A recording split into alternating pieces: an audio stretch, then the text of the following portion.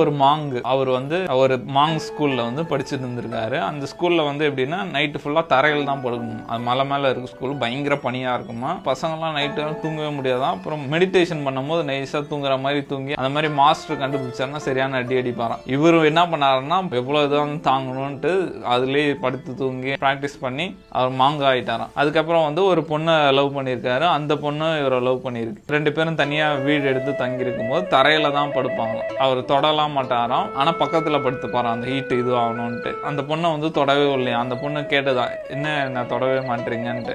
2 பேரும் இந்த மாதிரி வெறும் தரையில் தூங்கி பழக்கப்படுத்தணும், நான் அந்த ஹீட்டுக்காக தான் பக்கத்துல இருக்கேன், எப்போ நம்ம பழக்கம் ஆகுறோமோ அப்பதான் நான் தொடுவேன் அப்படின்னு மாதிரி சொல்லியிருக்காரு. அடுத்த நாள் பார்த்தா அந்த பொண்ணை காணுமா. இப்ப மாடர்ன் டைம்ஸ்ல வரதெல்லாம் லவ்வே கிடையாது. நம்ம வீட்டை பார்த்து காரை பார்த்து வரலாம். எப்போ அந்த தரையில தூங்கும் போது எல்லாத்தையும் விடுறதுக்கு ரெடியா இருக்காலோ அதுதான் லவ் அப்படின்ற மாதிரி ஒரு வீடியோ பார்த்தா பயங்கரமா இருந்தது.